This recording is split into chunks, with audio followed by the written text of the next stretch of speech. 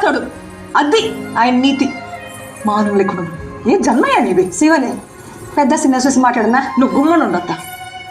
నీ కొడుకునంటే నువ్వు ఊరుకుంటావేమో కానీ ఎవడైనా నా మొగుడినంటే నేను ఊరుకున్నదే లేదు. నేను చేసిందా కాక మళ్ళా మాటలు కూడా పడాలనా? యో మా ఆయన కళ్ళు ఎర్రగా చేస్తే చిత్తూరు జిల్లా మొత్తం గజగజ అని వడుతుంది.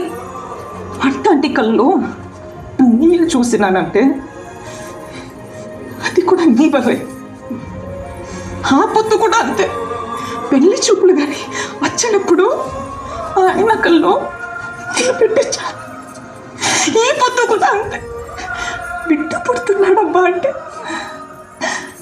ఏ మొగుడైనా ఆనందపడతాడు కదా, కానీ నా మొగుడు ఏడ్చినాడు. అది కూడా నీ వల్ల.